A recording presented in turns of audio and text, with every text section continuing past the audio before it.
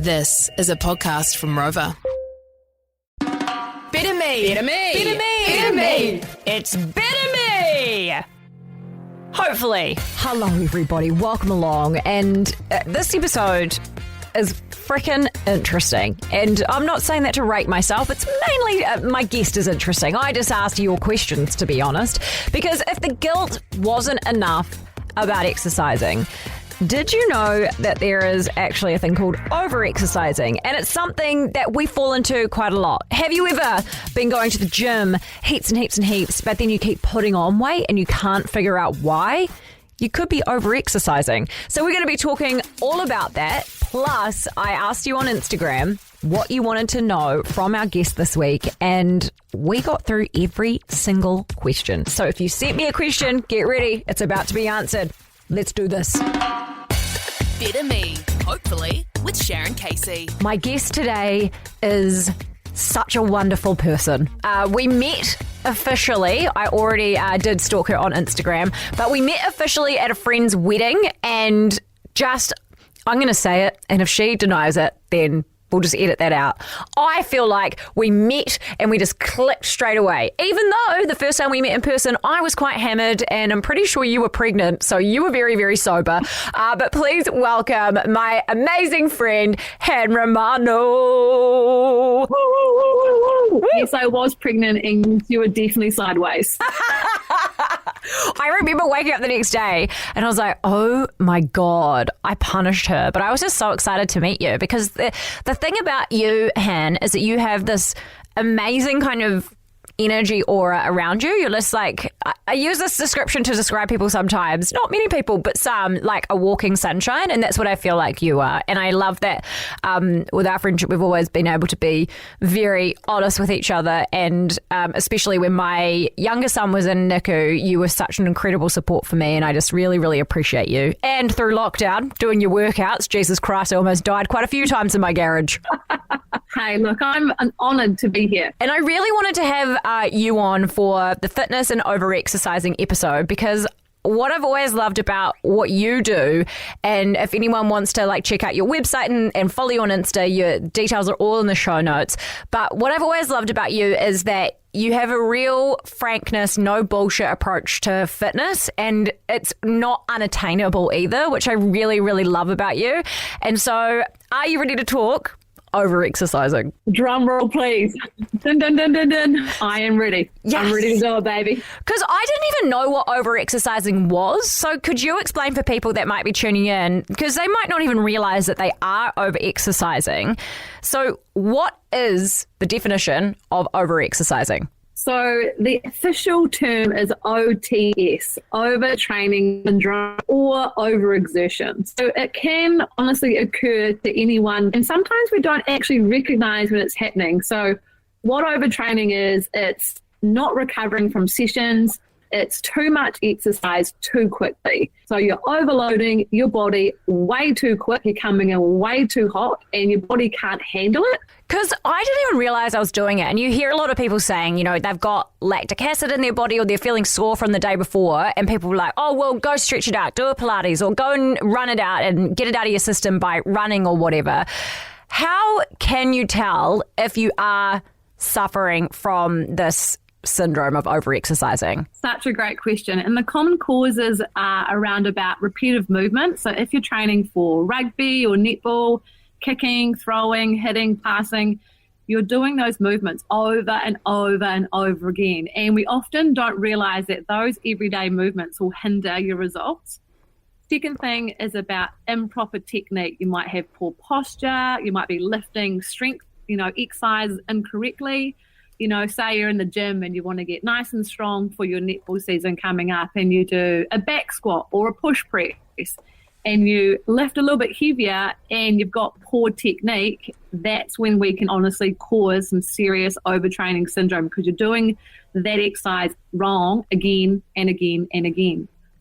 Most common causes is the prolonged activity. You're just doing too much.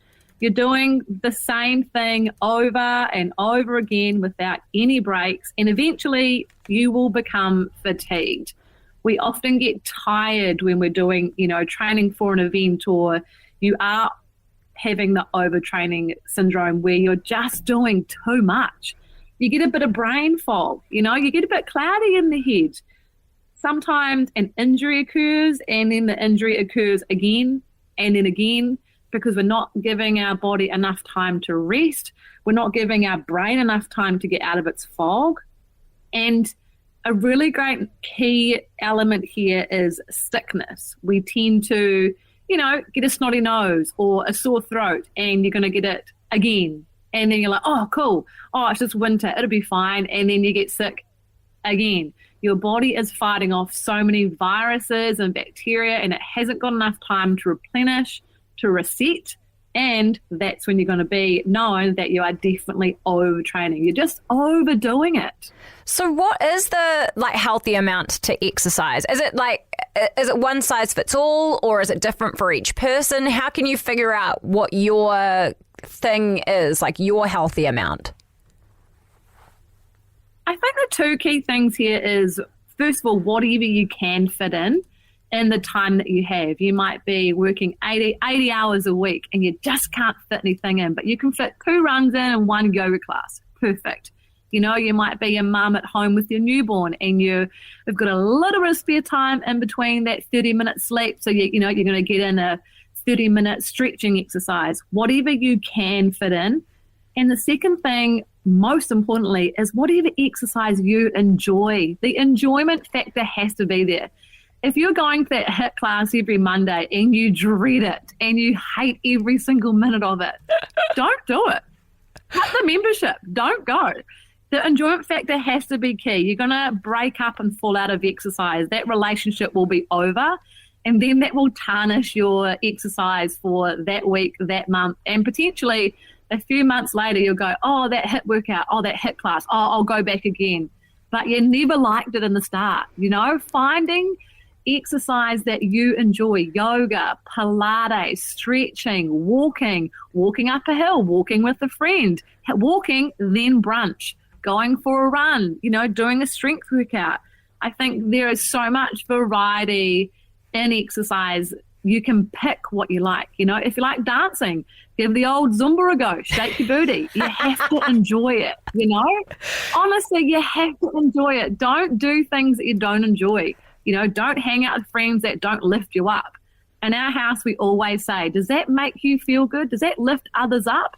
And if the answer is no, we don't go back for seconds or thirds, So figuring out what you enjoy. And I think the big thing about exercise is having that thing called variety. Ideally, you want to do 1 to 2 walk or runs. They're really great for cardiovascular. They decrease the fat around your heart. What keeps your heart healthy is a really great thing, and doing something that does get your heart rate up, it is struggling. Your lungs will be breathing, your lung capacity will increase. And I think that's the best thing about walking and running. Stretching, we often feel like stretching is so boring, but it is so great for you. Stretching reduces your pain, improves your performance, and prevents your injury. An injury, I don't know about you, Shaz, but I'm getting older, and every time I do something, I'm like, oh, my shoulder's a bit niggly today.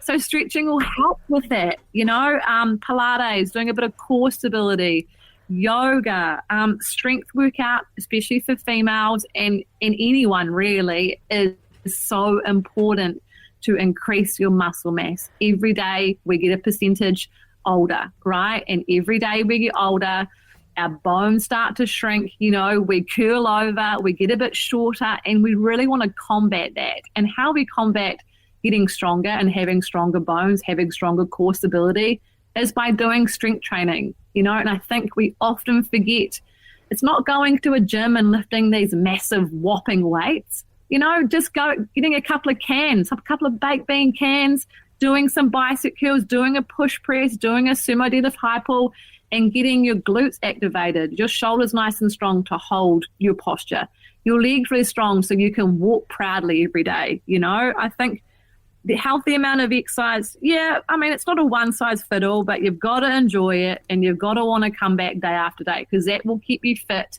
and longevity in your life. That's what's real interesting. It's taken me until I reckon 36, 37 to realize I'm not a gym person. I hate going to the gym. I don't like motivating myself. I do really love group fitness though. Like I like going to a Pilates class or boxing. And when I found myself kind of getting bored, this isn't a plug by any means, like I pay for it, but I just started doing ClassPass and and you can go on and my friends kept going on about it. And I was like, what is ClassPass? And then, so basically you can go on it if anyone hasn't used it before and you can just look up and I've just found all these new workouts I'd never done before, like infrared Pilates or whatever, and you can go in there and choose something and you can do literally a different sort of exercise every day to keep you interested, or go to different things after work or stretch classes or whatever. And I think that you're so right. Like if you want to enjoy it, stop making yourself do exercise that you absolutely hate, because it's just shit. It's soul destroying, and you're like, oh, but I want to be fitter, but I do not love that class, or I do not love doing that. You know what? Don't. Move on. Think about what's next. Don't, think about yesterday, how terrible that strength workout was and how you're dreading tomorrow's. Think about what's next. Change the mindset. What's next for you? What's next for your health and well-being? What's next for you? What can you do to improve yourself, to get that 1% stronger, that 1% faster for longevity for your life, tomorrow, next month, and then in 5 years' time. I love the ClassPass because you can dabble, It's like, oh, I'd like to go that class. I'd like to do that. And you can just dabble. And dabbling is great. It's a tough old gig to get to our age, Chaz, and realise that now. So it's nice for people to know that earlier. Yeah, I've even got a friend that she's like, I'll be like, oh, do you want to come to this class with me? And she's like, nah, I've done it before. I hated their music, not going back, because music is like one of the biggest motivations for her in a class. And she's like, if the music's not on, then I just can't get out of my head about how bad the music is for the whole workout. So she literally tailors her workouts to places that play bangers that she likes. And at first I was like, that is bizarre, but it actually makes so much sense, because I did a class that had terrible music and it was all I could think about for the whole class. So I kind of get that that thought process. But another thing, I get quite bad anxiety, and I recently had been overtraining my body. I put on heaps of weights from having to heaps of weight from having to put on having to take steroids and all this sort of stuff, and I just felt gross. And so my nutritionist was like, no, like cardio. I don't want you to just do like Pilates and strength training for the next 3 weeks. And it was a real game changer for me. But is there any science behind, if you have something, like anxiety or something going on with your mental health, that it's better to avoid cardio and stay more with the kind of lower heart rate stuff? I think there's something behind it research-wise. I also think it's how you feel, what energy you've got for that day. If you're just jumping off the walls and you do a low-impact Pilates class and your energy is still high, that is not going to suffice. So if you do have heaps of energy, I think what we often put pressure on ourselves, we've got to go for a run, or, we've got to do strength training because that's what someone has told me to do. Figure out what would be best for you. And I love that you've been told to do low impact stuff, and then you've gone to do it and you're like, actually, that does work well for me. I think once again, one size, doesn't fit all in this position. It also comes down to how long you've been on medication for, I guess what level of anxiety you've got, what level of, different depression you've got, etc. But when it comes down to it, exercise is good for every person. It's really good for my, 93-year-old neighbour. It's really good for my 6-year-old who's got cross country next Thursday. It's everyone in between.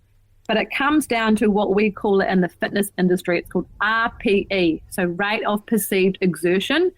How hard do you want to go out of that session between 1 and 5? 1 being like you're going for a walk, you can still talk, you can still chit-chat. 5 being you can't hold a conversation, it's too hard, and you actually can't stay in that number 5 slot for anything longer than 15 to 35 seconds. Wow. So what energy you have for that day is what energy you should think about with that RPE chart. Think about okay, so I'm pretty tired today. You know, I'm on steroids for my head's jumping off the wall because I understand that with the steroids. Yeah. You know, I haven't really slept, but I'm awake and I'm alive, but I'm also tired. Okay, right. So today I'm going to do some strength training. I'm going to do some hypertrophy training. I'm going to do 14 reps really slowly, and I'm going to do that 2 to 3 sets of 5 different exercises, and that's all I've got for today. You know, I think you need to ask yourself, what can I offer today? What will add value to me? Will it be running 10K because I'm already tired? No, probably not. You know, will it be going to do a reformer Pilates class? I'd say so. 45 minutes in and out, and you can decrease the springs if it gets too much. So listen to your body is a phrase that has been very blasé the last few years in the fitness industry, but just take time to ask yourself, what does my body need today? What will add value to my body? And not pushing it. You know, as you know, with steroids, you get a bit plumpier in the face and you add a few kegs, like, right, I'm going to change this. But you just have to slow down and figure out what is best for you. Yeah, it's interesting too, because I remember speaking to you after I had Ruben, and I didn't have a normal C-section. My C-section goes vertically, so it goes from like the top of my gine all the way up past my belly button. And I was like, 6 weeks, I'm back into boxing. And you were like, no, absolutely not. But it was because you have this mindset of like, I just need to lose all my baby weight instead of doing actually what is good for my body. And that was the best advice that I could have been given, was just to know boxing until like 6 months and just do Pilates and stuff. So I reckon my body would be so different if you hadn't told me that. So thank you so much. But you're welcome, buddy. You're welcome. When I wrote this question last night, I was so interested to know what your answer would be, because I just have always valued like how honest you are. But what do you think is like your biggest gripe? And we've asked this every episode. What is your biggest gripe with the health, fitness and wellness kind of industry right now? Like, what's the one thing that just absolutely drives you bananas? By golly, there is not only one thing. The list is long. The list is long.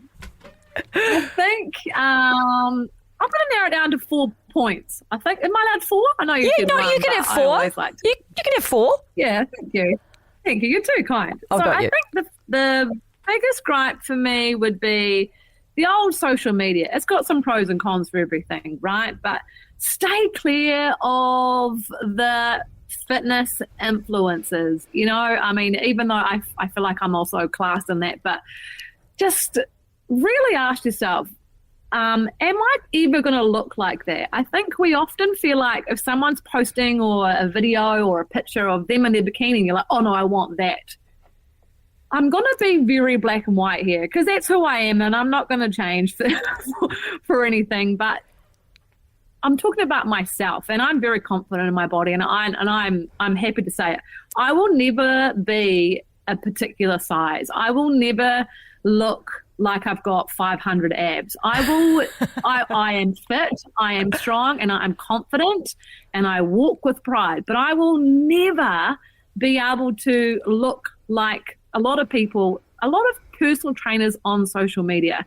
And I think that's what we get sucked and trapped in. We go, oh, I want to look like that. I'll follow her and I'll do her program. And then it gets too hard, it's too complicated, and then you stop. And then a year later, you're like, oh, I'll follow this person. Oh, she looks great. Oh, I'm going to do that. So we get sucked into traps and we think we want to look like that. Think about, how do you want to feel? How do you want your day to roll? You know, how are you going to eat in that day to become fit and strong?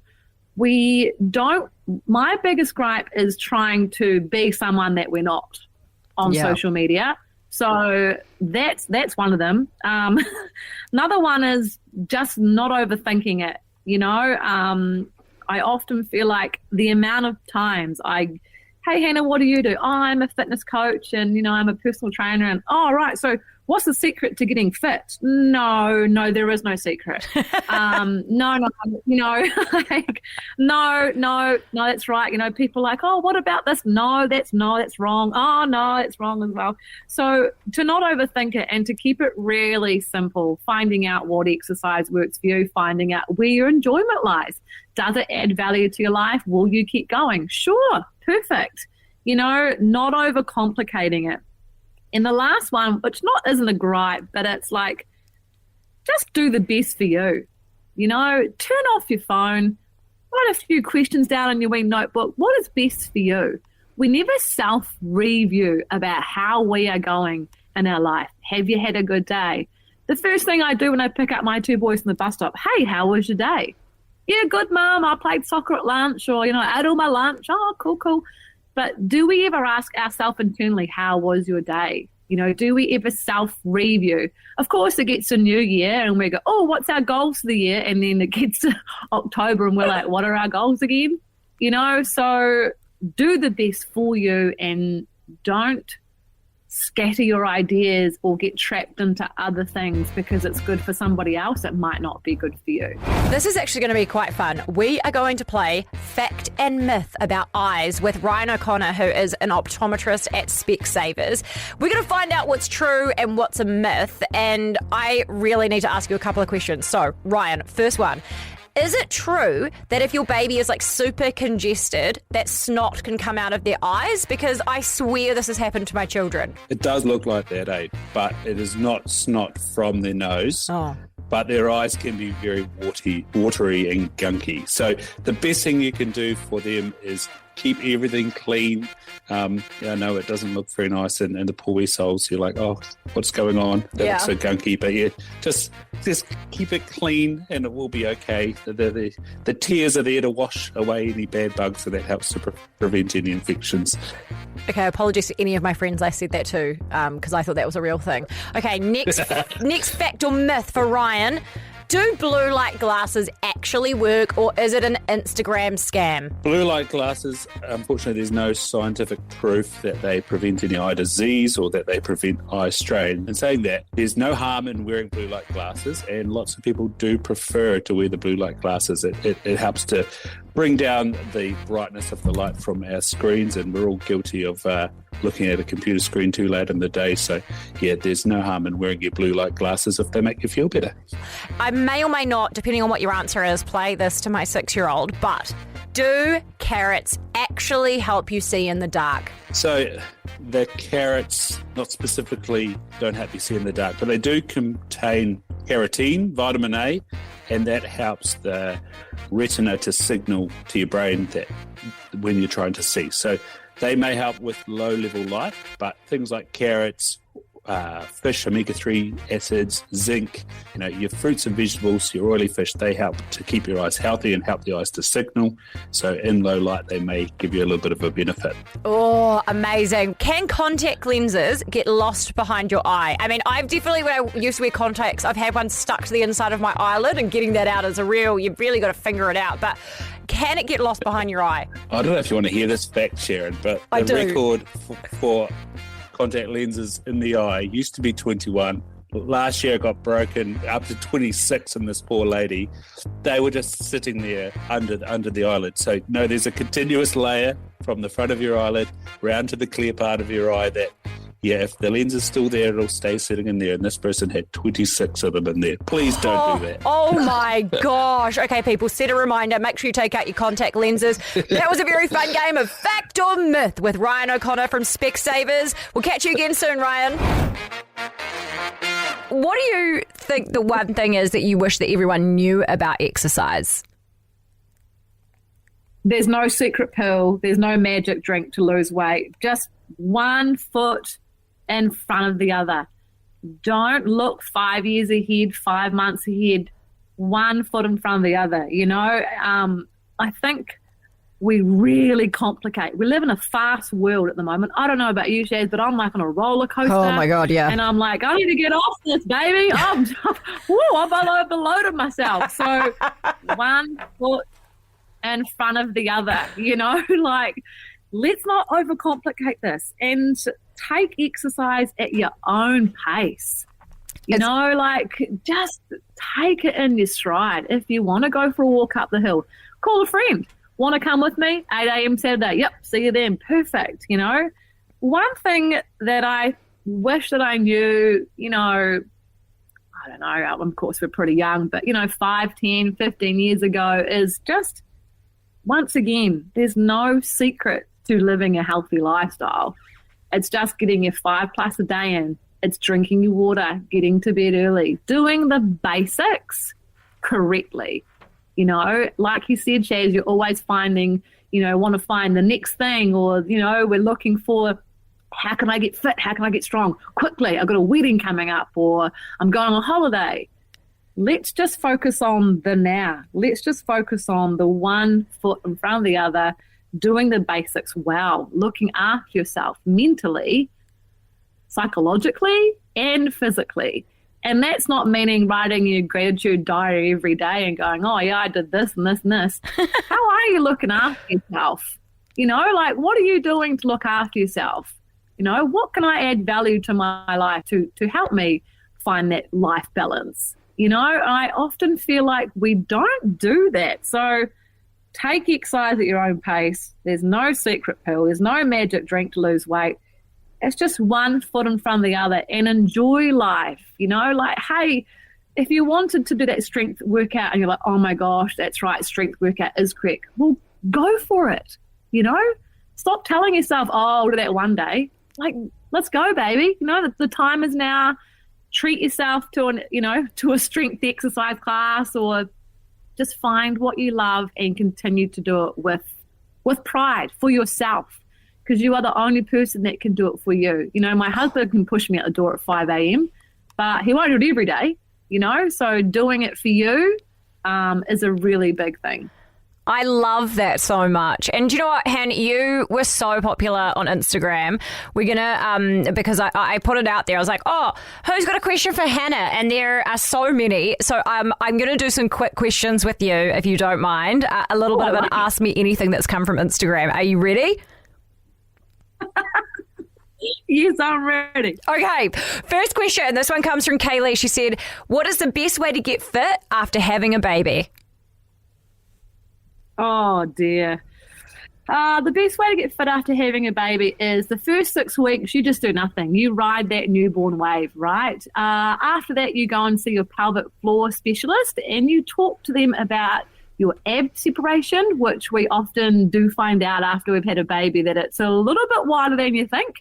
And then from there, you slowly and surely, I always tell my clients, think of you like a turtle. You're just tossing along the beach. You're trying to get to the water, but it's going to take a few weeks. It's going to take a few months, And that's all you have to do. So find a pelvic floor specialist in your area and book an appointment 6 to 12 weeks and see your ab separation. And then from there, physio appointments, taking it nice and slowly, not going to boxing classes. And just enjoy the newborn smells and cuddles. Yes, you must be extremely eager to get back into it, because I, for one, I can understand that. But what you do now, post-baby, is what you will have forever. So if your ab separation is 3 or 4 centimeters, which is quite, medium to big, and then you go straight into running, you will have pelvic floor problems forever and a day.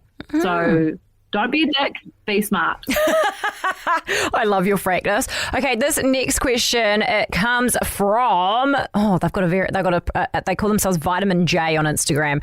They said, how does a very out of shape person begin to start exercising? Where do I start? Group classes, PT, what's the best idea?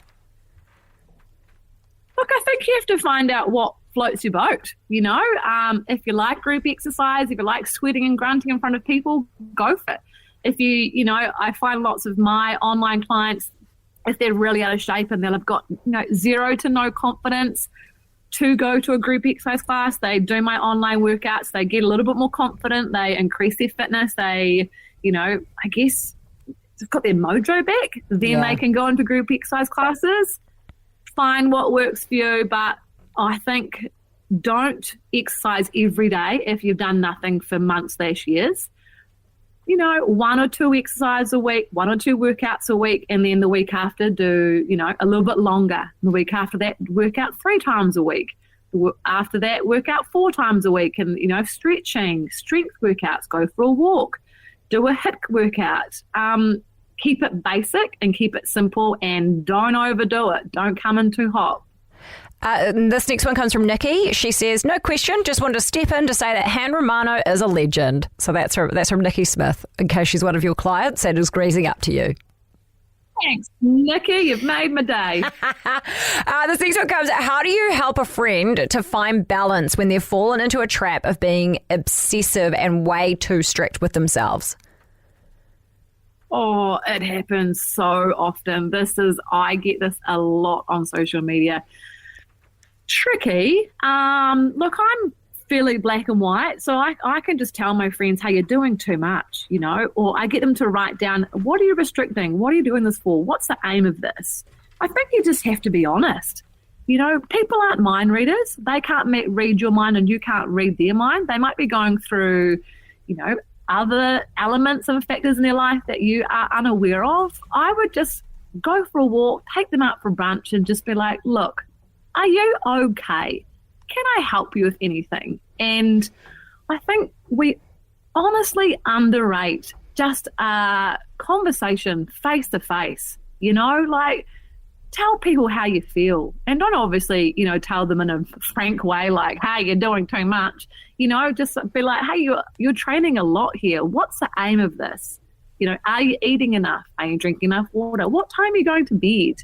Han Romano told me, are you stretching? Yeah. And kindly ask them, how are you doing? Or hey, you're doing too much. If it's a friend, like my friend, Kylie, she messaged me yesterday and she's like, I want to start running.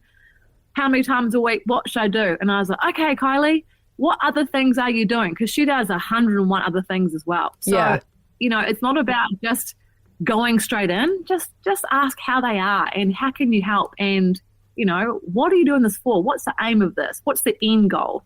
Because no one's a mind reader. Would you say, so this is a question that's come through quite a lot, and I'm going to read the one from Bridget. She said, what is more important for your long-term health? Is it strength training, stretching, or cardio?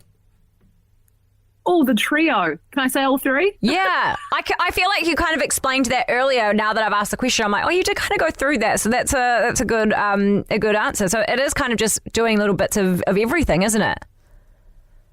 Absolutely. Balance is key there. So 1 to 2 strength trainings a session a week, depending on, how much you do and what's your progressive overload. So in your fitness experience. So 1 to 2 strength. I stretch every night. The kids go to bed.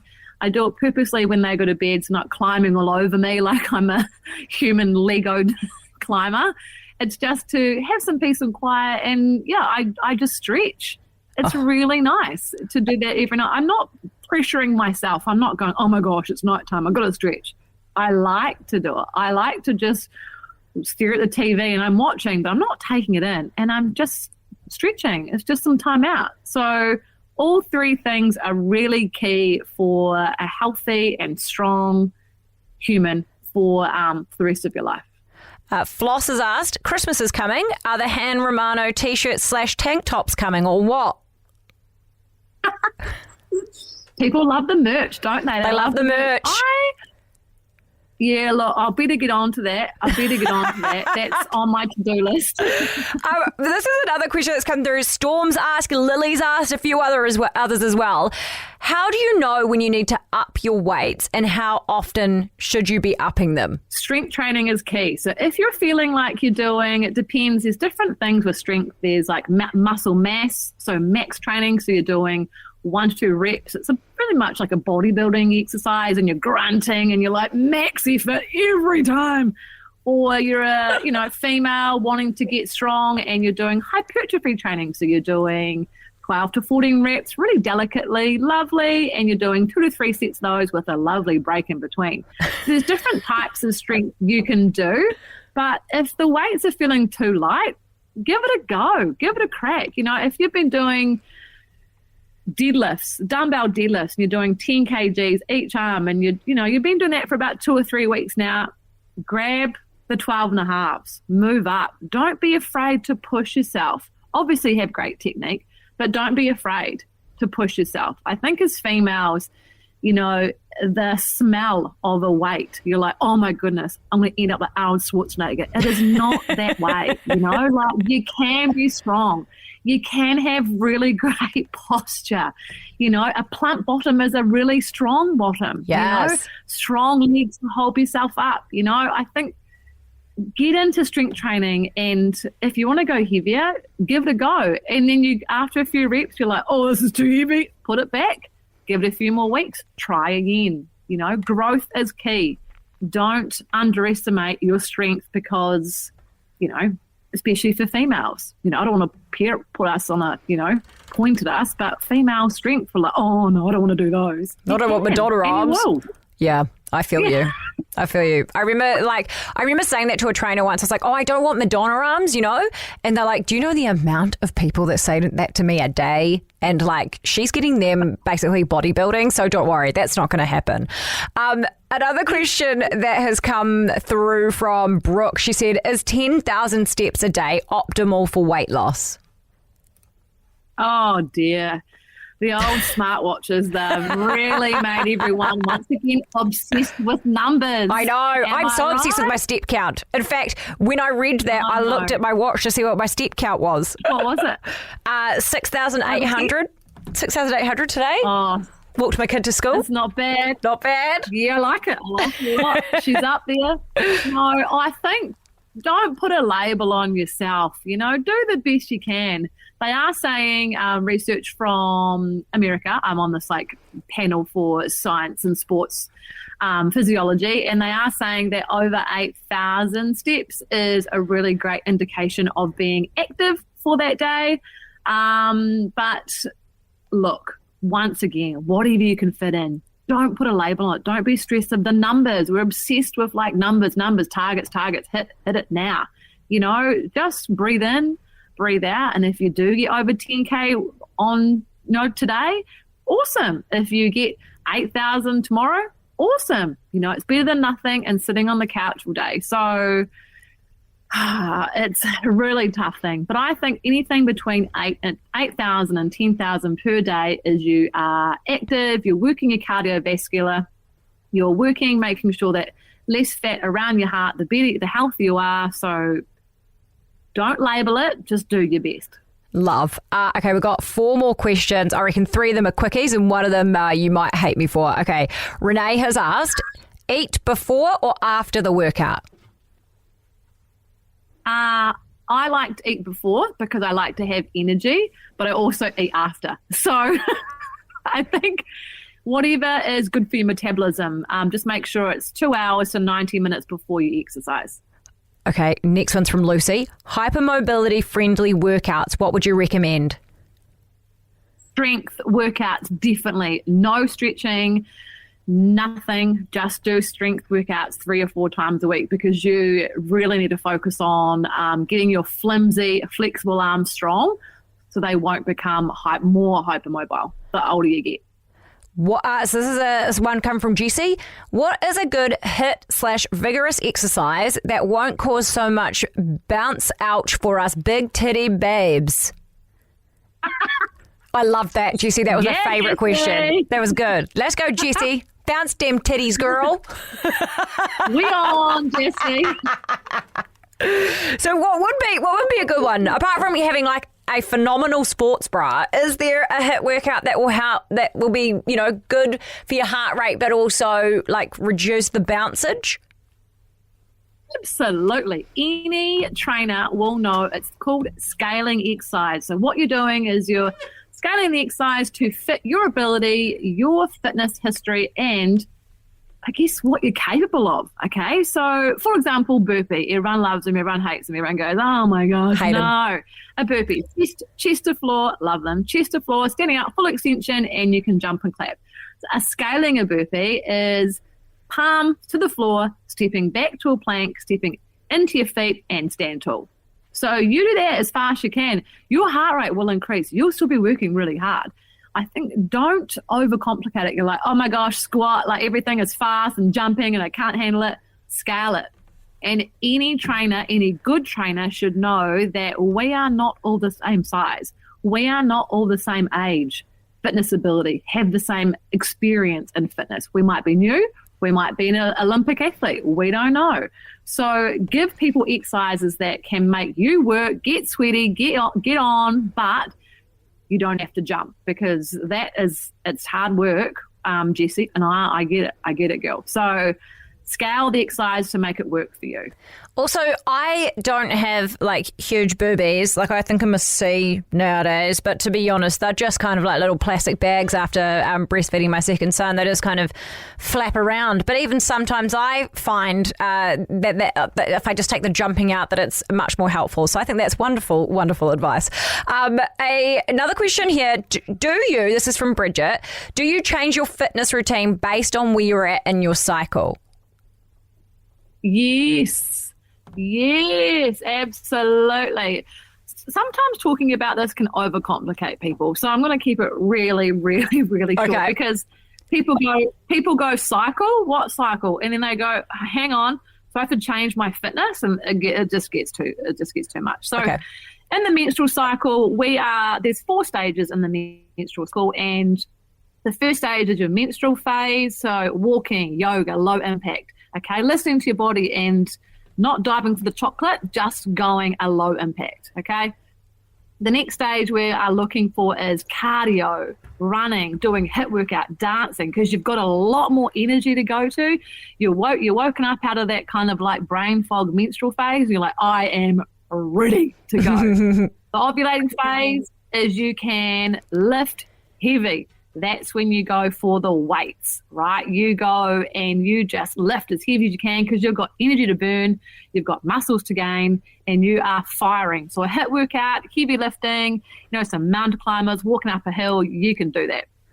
The phase after that is back to our low intensity cardio. But you can do biking, swimming, Pilates. You have a bit more energy before you then go down into energy for our menstrual phase. So figuring out where you are in your cycle. I've actually posted a really great thing on social media a couple of weeks ago about it. I can send it to you if you want, Shaz. Oh, yes. Send it to me. I'll put it in the show notes. Love it. So figuring out where you are in your phase, in your cycle, and going from there. And the last question, Han Romano. Which is one I'm going to hate, you said. Maybe. It might not be as bad as... It might not be. It's...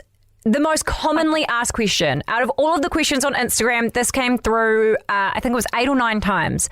How do I get rid of my mum tum, or do I just have to learn to embrace it? Because that's a big thing for a lot of people postpartum, is like no matter what you do, you could have abs all the way, but you're still going to have that little mum tum at the bottom of your stomach. So is there anything we can do, or do we just have to learn to love ourselves and be proud of our bodies?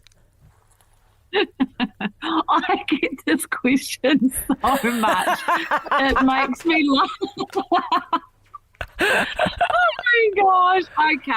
Okay. Look, I'm going to tell you straight. It's just exercising cardiovascularly. So running, cycling, swimming, briskly walking is a really great thing. One of the most things commonly about this question is there's no one answer, right? You've got to eat your protein, your fruits, your vegetables at every meal, reducing your, healthy fats, drinking your 8+ glass of water a day or 2 liters or whatever. 30 minutes of cardio, each day for a couple of days a week, avoiding the old sugar and the high fat foods and the alcohol also are a massive way to reduce that tummy fat, which I hate saying that label, but that's just how it is. There's nothing fast about it. It's just adding a bit of cardio, getting a bit more fiber, increasing your protein take, doing your weights, and getting a good sleep would be a couple of top tips there. But once again, one foot in front of the other. We always want something we don't have, and then we label it, and then we look in the mirror and you're like, oh, that tummy again.